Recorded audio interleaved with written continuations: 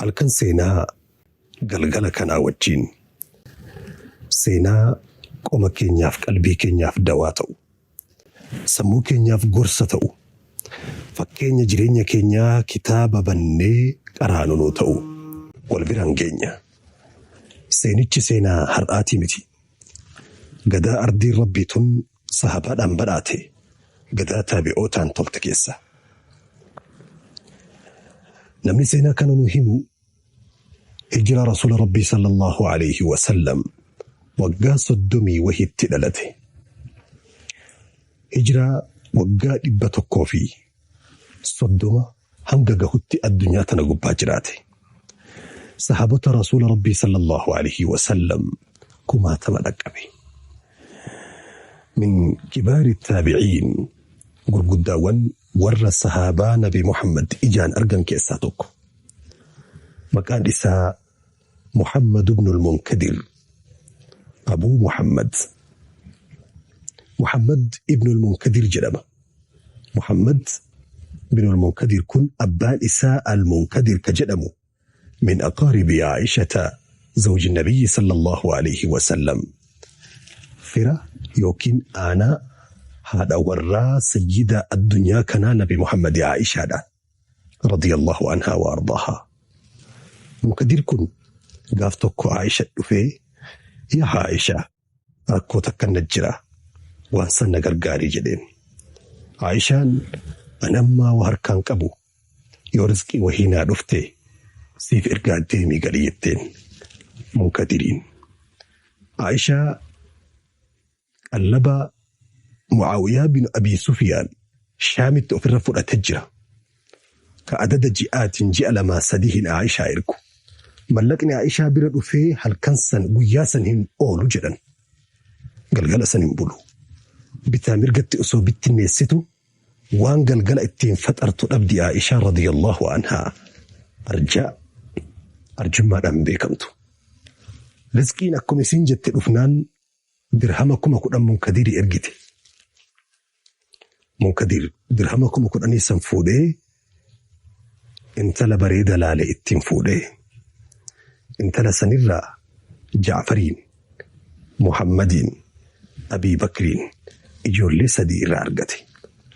Ijoollee 3 tana keessaa cimaan beekamaan زهديدان دنيا رادن تادبودان جالل رسول ربي كان فكيني إساء محمد تبه محمد بن المنكدر وكان سيد القراء كما ذكره المؤرخون أكور سيناء الراهمانتي سيد القراءة ور قرآن قرأوا بيكمو إرتي سيد جدام جدام قداسا رحمه الله رحمة واسعة.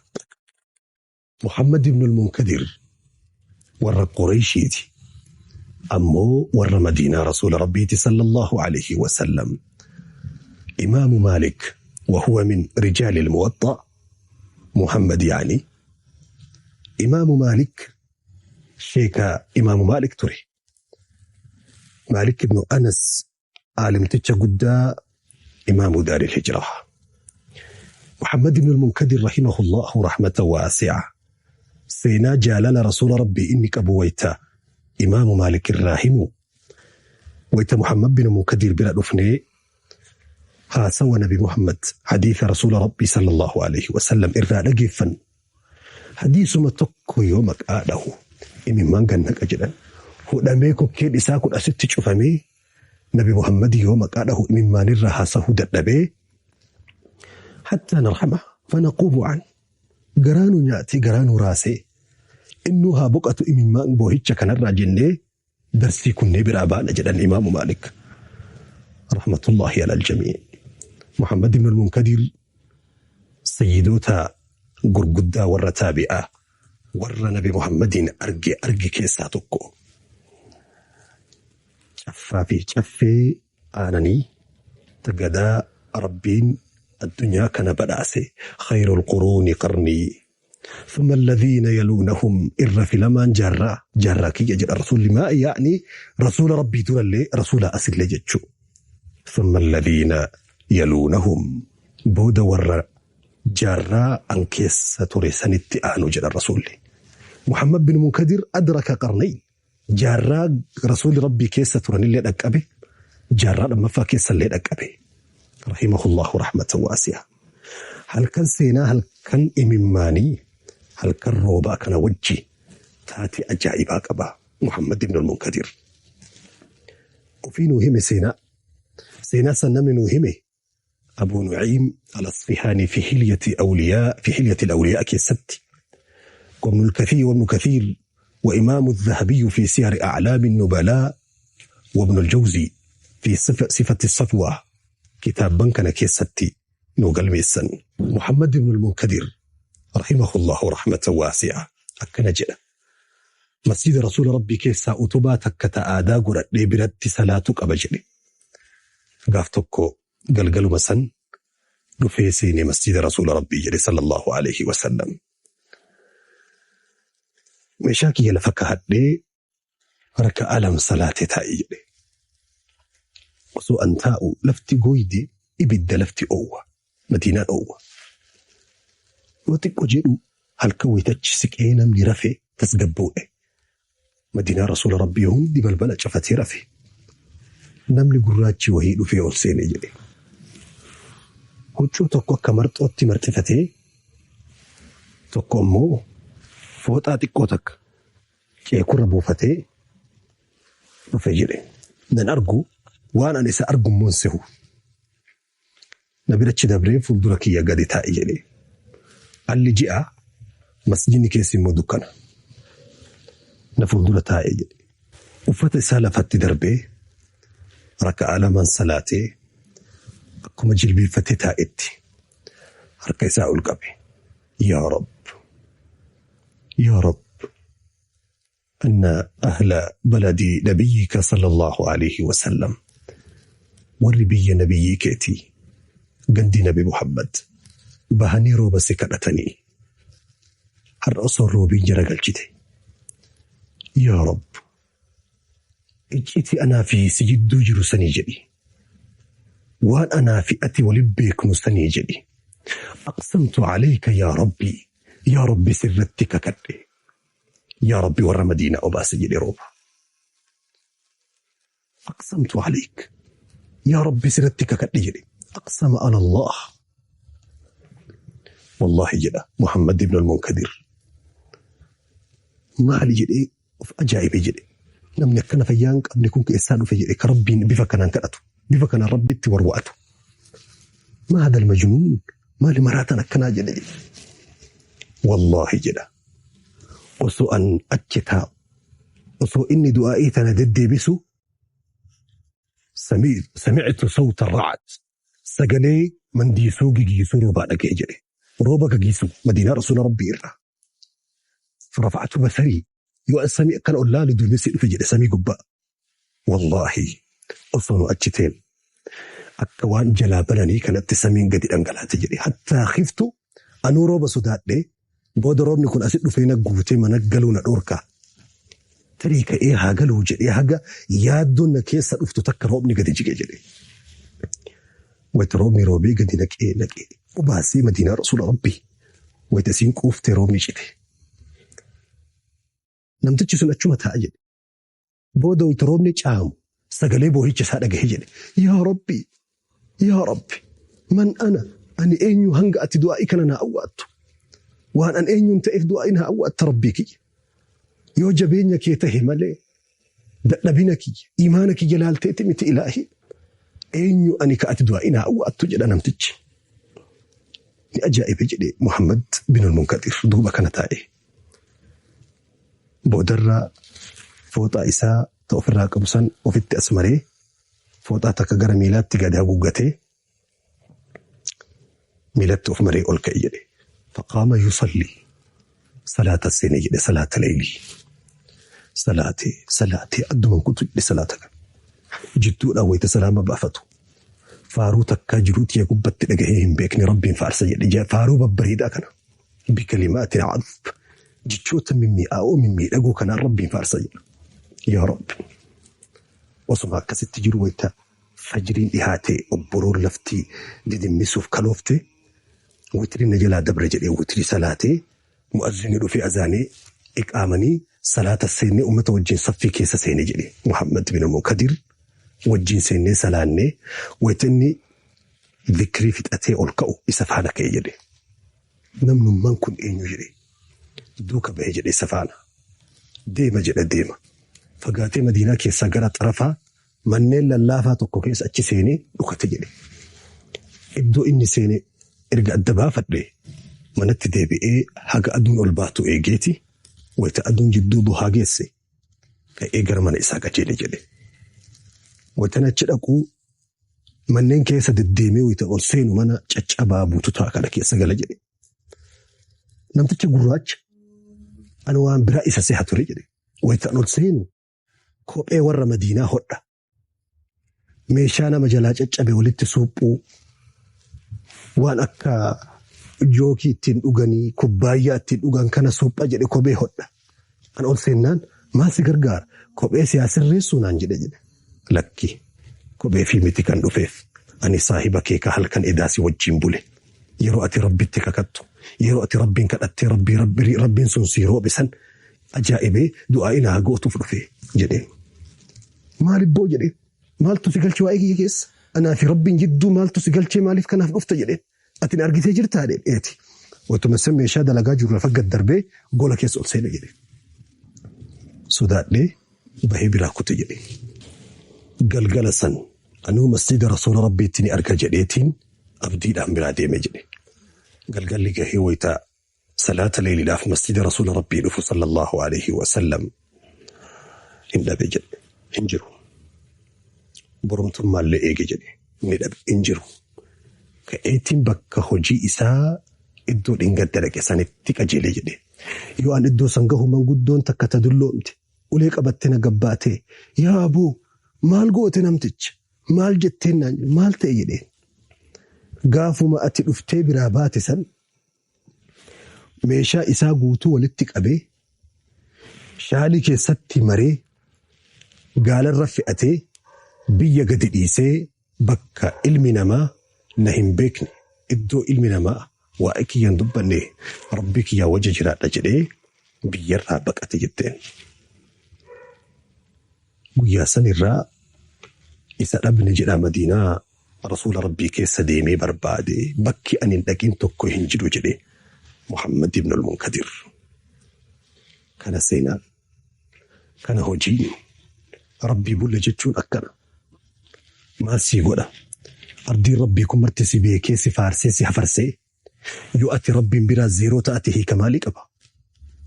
Ilma namaa biraa gatii dhabdee sadarkaa dhabdee arrabni tokko kan si faarsu dhabame harki tokko kan dhufee salaamata si fuudhu dhabame namni achi si ilaalu yoo dhabame yoo rabbiin biratti in kunta inda Allahi aziim rabbiin biratti guddaa yoo taate maal dhabde.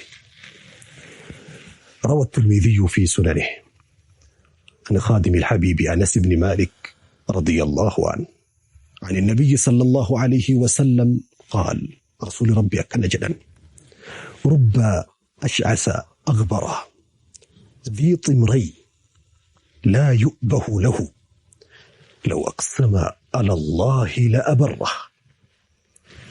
المنا ما كان كيس جرى الرسول nama hiyyummaa dhukkee irraa kaaftee rifeensi isaa faaggaa filamaa hin qabne qibaatii hin qabne hin filamne afaan isaa kana jismiin isaa kun marti awwaal itti dhukkeesse hiyyummaan irraa mul'attu laafin irraa mul'atu. Bii ximrayni ka huccuun isaa lameenuu mooftu huccuun inni jalaa fi gubbarraan godhatu mooftu laa yu'bahu lahu ka namni tokko dantaa irraa hin qabne rasuulli rabbii nama jedhee namni achi ilaale lihaqaarati tuffii isaatiif. لو أقسم على الله لأبره أصو ربي رتك كتي ربي كيا وان كان ناقول إسرتك كتي مكاكيت جليني ربي ساقول أجرى جل الرسول صلى الله عليه وسلم دكا وأنا ما برد لاتين كبو زيرونا ملك أنكبو أنقون كبو صدر كان كبو فارون كبو نما برابو آده قروا ربي برتي أولك آده إلهي برتك بجباده ملائكة سبيك هجيدا مكا إساء أسيئوا يا أبو ليلين إساء خيرين إساء أسيئوا يا أبو.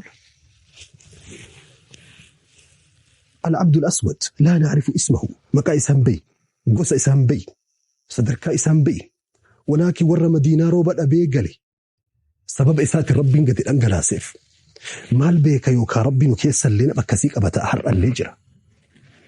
Ka har'ati laaftuu seetee ol dhiittee yookiin arrabsitee tuffattee balbalaa gad darbitee jecha fokkattuu mataa isaa cabsitee achi geessitu ka inni galgaluma takkatti jiruu teetu umritti akka isiin ol hin kaane caccabsee rabbiin bira du'aa kadhatee argate zeero si deebisu sababa hiyyummaan si buuteef ka ati wallaalte. Sababa rizqii dalaydu sirra achi siidheef dhukkubni qaama kee keessaa siin baadheef rakkoon takka jiruu duniyaa tanarra achi sirraan siidheef tariisitu nama zullume ta'a. Rabbiin du'aa isaa qeebalee jiruutii laamshisse ta'a. Nama kana nu keessa jira. Ali ibn Hussein Zayn al-Abidin akkana jedha. Rabbi waa sadii keessa dhoyse. Namoota jaalalaa fi jannata isaa khayrii keessa dhoyse Rabbi. Khayrii takka xiqqoo jetteen tuffatinta ittiin jaalalaa fi jannata Rabbi argattan beeytu. Jahannamii fi jibbaa isaa Rabbi sharrii keessatti awwaale. Maasiyaa keessatti awwaale. Maasiyaa takka xiqqoo jettee tuffattee dalaydee biran dabriin yookaan achiin jibbaa fi jahannamiin galtaa'edha. Nama ofii warroota isaa bulee gabroota ofii kayoo takkitti yaa Rabbi jedhe Rabbiin si awwaadhe jedhuun ilma namaa kana keessatti dhoyse Rabbi nama tuffatiin jedhe bakka ittiin daaraa taatuun beeytu. Wasadaqa rahimahullahu rahmatan waasi'a. Law aqsama ala Allahi la abarra. Osoo Rabbi irratti kakate Rabbii waan inni kakateef san isaa guuta. Minhum Baraa ibnu Aazib jedha rasuulli Rabbii sallallahu alayhi wa sallam. Seenaa halkan roobaa kana keessaa dubbii jabduu tana barra. Wanti seenaan kun nu barsiisu inni lammaffaan sadarkaa salaanni leelii qabu. Leelii beeyta. Leelii dhandhamtee mi'aasaa. Dhangaa salaanni leelii qabu takkaa dhandhamtee dhuyde beeyta. Rabbi leelii wal si garsiise salaata halkaniitiin. Wayita khalqiin afaan banee rafu. Balbala cufatee rafu. Kun maasiyaa isaa keessa gangalatu. Ati ifaa dhaamsitee dukkaneeffattee ilaahii arshirratti ol ta'e wajjin haasoftee beeyta. Muhammad ibn al-Munkadir duniyaa tanarraa wanni dhandhaman hin dhumte jedhe waa sadii malee na biratti. Mi'aan dhandhaman hin dhumte jedhe na biraa. As-salaatu fi jawfi al-layl. Dukkan halkanii keessatti Rabbii wajjin buluu jedhe.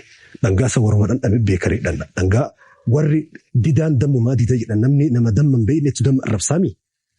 Nama dhandhamee argetu beeka. Addunyaa tana gubbaa wanni mi'aa dhandhaman. Mi'aan guddittiin addunyaa tanarra hafte ana biratti jedhe. Muhammad ibn al-Munkadir. Dukkaneeffatanii Rabbii wajjin maqaa buluu jedhe. Ilaahii wajjin. Lammaffaan liqaa'ul ikhwaan. Namoota jaalatanii wal arguudha jedhe. Hiriyoota Rabbiif jecha wal jaalatanii wal arguun mi'aa dhandhama guddaadha jedhe. Dhiyana ruuhiiti jedhe. Inni sadaffaa wal ihsaanu ila naas. Ilmuma namaa nyaachisanii, obaasanii, uffisanii namuma kana gammachiisuudha jedhe. Duniyaa tanarraa wanni ni'maa jedhan, wanni dhandhaman mi'aan bareedduun duniyaa irratti hafti ana biratti jedha. Sadantana jedha. Warra salaata leelii dhandhame Muhammad ibn al-Munkadirii fi isatu walitti dhufe warri oorruu takka qotu, warri laga takka unu, dhandhama tokko waraabbatu. Bakka takkatti sayyida khalqii masjida isaanii keessa walitti dhufan sallallahu alayhi wa sallam. Rakkoon si cinqitee beekti. Salaata leelii dawaadha. Dhukkubaa wajji rakkattee wal qabdee laata. Salaata leeliitu furmaata. Marfeen kiniini si goroo diddee dhibeen sirraa achi siquu dideemi. Salaata leeliitu dawaadha. Nama si zollume amaanaa si harkaa nyaate nama hamilee si cabse imimmaan sirraa buuse hamilee si dhahe. Salaanni leelii tuksii guddicha. Kasi zollume rafaa haa bulu ati ijji tee banaa haa bultu. Garuu gaafa tokko gaafa ijji isaa hirriba dhabdee jiruu dhabdee tasgabbii dhabdee itti fuftu jira. Al-Abdul Aswad gabrichi gurraachi marxoo marxifatee masjida ol seene furmaata warra Madiinaa hundaa ta'e sababni salaata leeliiti. Iccitii kana barra. Inni sadaffaa guddichi waan ilmi namaa hin beekne khayrii gaarii bareeddu takka ta'atetti ofin ajaa'ibiin takkaa faaruu ilma namaa ittiin barbaadiin. Tadhoysitee Rabbiin biraa guyyaa rakkootiif ol ka'atte qabda. Tammiidii irratti na farsi. Bishaan haayilaandii namaa kennaa suuraa wajjin kaatu miti. Abolladii namaa kennaa suuraa wajjin kaatu miti. karameellaa namaa kennaa suuraa wajjin kaatu miti. Waan khayrii jedhame guutuu fidanii makluuqa akka agarsiisan kanaa miti. Sharrii guutummaan dho'ifatan. Sharrii dho'ifatan hedduu qaba namuu. Khayrii dho'ifatte tagaafa rakkoo furmaata si taatu. Goda garaa qurxummii keessa si baaftu, goda gaaraa keessa si baaftu. Gaafa ardiin qabdee si huute, jiruun qabdee si huute, ittiin ofirraa cabsitu, qabdaa rabbii kee biraa waan wahii dhokfattee. Maal jedhe gabrichi sun kaleelii sansalaatee roobni akkasitti kalqirab gadi jige sun maal jedhe? Yaa Rabb, iccitii anaa fi si jidduu jiru sanii jedhe ilaahii. Rooba ummata kana dhoogatte, yaa Rabbi dhangalaasiif jedhe. Dhangalaasi Rabbi. Rabbi waan wahii yoo walitti beektan. Sii fi Rabbiin jidduu khayriin furdaan tokko yoo jiraate. Guyyaa rakkoo gadi fudhatta. Ta'arraf ila Allaahi. Firmakaa gaafa bal'oo Rabbi keetii wal quba qabaadhu. Yaarifka fi shidda gaafa ati rakkattee jiruun si huute Rabbi si beeka si quba qabaata. Waan ol ka'anii fuudhan jedha Oromoon. Qabdaa Rabbii kee biraa khayrii akkasii. Faaruun lafarraa, laayikii fi sheerii lafarraa, loovii fi wanti ardirraa tokkochisaa laa yanfa'uk. Mal faayidaa? إما دهك الشرق والغرب وأنت صفر عند رب العالمين. بها في ديني أرديكم سقوتو يوسف أرسي أتي ربي برا الزيرو تأتي هي كمالي كبا.